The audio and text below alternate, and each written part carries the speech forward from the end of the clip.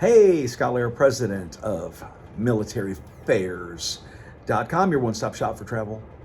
If you're a member of the military, if you're a veteran like I am, family member of a military person, militaryfairs.com, your place for hotels, airfare, vacations. Check us out, militaryfairs.com.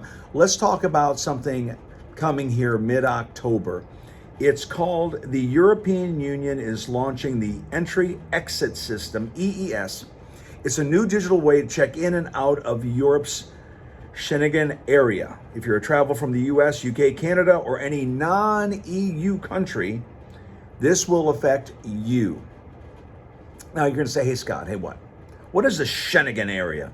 Well, it's made up of 29 European countries that let you travel freely between them without passport checks. Once you enter one, like in France, Italy, or Germany, you can visit the others just like flying between US cities.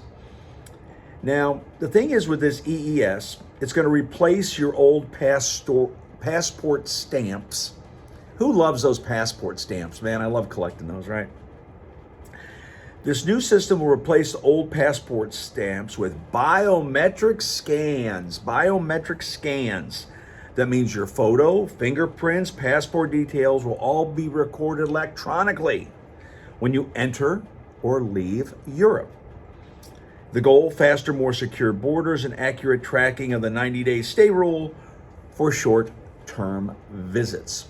Now, I know what you're thinking, and I'm going to tell you that. With anything that comes out brand new, it's going to probably take some extra time, right? Yeah, right.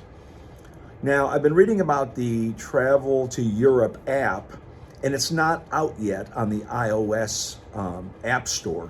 I spent 30 minutes looking for it yesterday, and it's not out yet. I think it's on the Android store, but it's not on iOS. So what this thing is, once this app is up and running, you're going to be able to plug in all your information, just like you plug in your information when you fly on American or whatever. You plug in your passport, expiration date you got the passport number, that kind of stuff.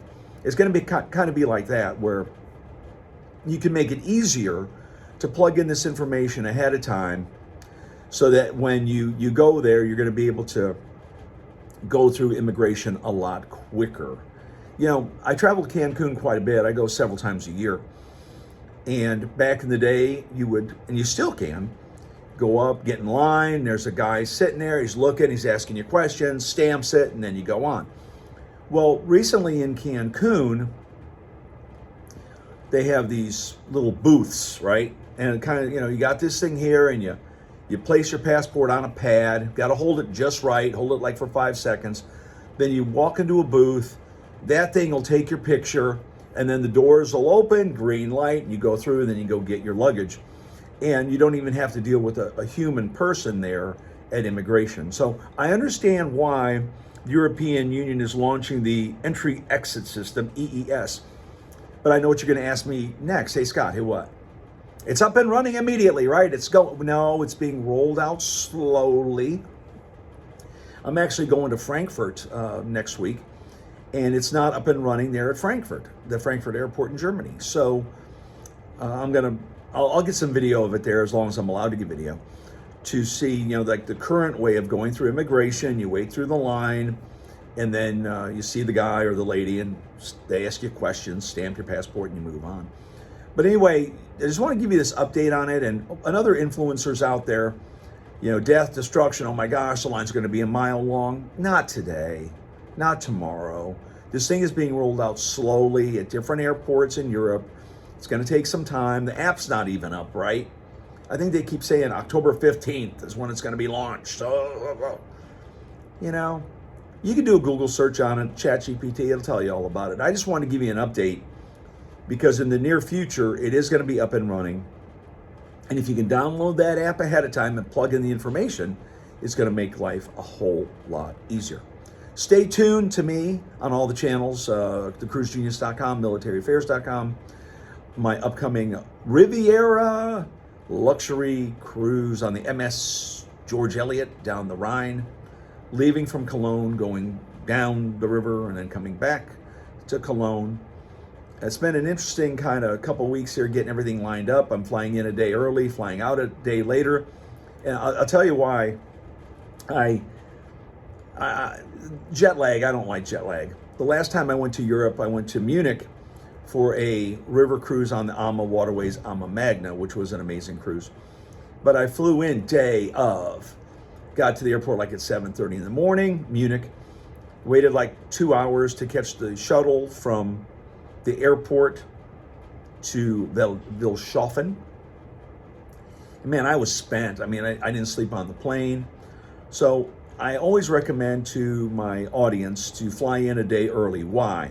If there are delays, if there's long lines at immigration, and then gives you a chance to kind of relax before you get on the river cruise. And I'll be honest with you, I wasn't able to go to the German Oktoberfest kind of a party thing when I went on the Amma Magna, because it was that night that I arrived and I was just spent. I mean, I was done. And so flying in a day early, I think I'm that kind of person that attention to detail. I want to have everything planned out and I don't want stress, right? So like I fly out of Jacksonville like at 1, I get to Charlotte like, I don't know, 3, and then I think I fly out of Charlotte like 5 or so, and then arrive in Frankfurt like at 7:30 in the morning, catch the train. That's an interesting thing too about getting that train, getting your tickets ahead, definitely planning in your mind if there is a line at immigration, because you can get a cheaper train ticket if you buy it ahead of time instead of buying it at the kiosk there at the Frankfurt airport. And then I'm going to take the train. It's about an hour ride to Cologne. And then I've got a hotel there in Cologne. I'll be talking about that. It's only like $90 for that one night. I did ask to check in early, and the guy said he would see what he could do. But that hotel is right there on the Rhine. So when I wake up the next morning, I can walk around Cologne a little bit, get something to eat, and then get over to the ship. I like easy, right? I like stress-free. I don't like stress. Now, my best friend, he talks about going through TSA with his children. You know, the thing for your neck, the shoes, the tablet, and he gets stressed out. And so do I. I mean, I don't want stress going. And it's very stressful traveling, especially when you're going somewhere you don't know anything about. That being said, stay with me the next couple of weeks as I'm going to be reporting on the Riviera Luxury River Cruise MS George Eliot. I'll be talking about the partnerships we have with military affairs, our partnership with Gig Sky. It's an eSIM. I'll be talking about our partnership with the Non-Commissioned Officers Association. I'll be talking about some other things that are coming up that are going to be very, very exciting. Talking about cruising, which you know is my passion. I love cruising. So stick with me on all the channels and keep an eye on this European Union entry-exit system. Be prepared for that. Scott Lira, president of militaryaffairs.com, thecruisegenius.com. Say it with me, like and subscribe.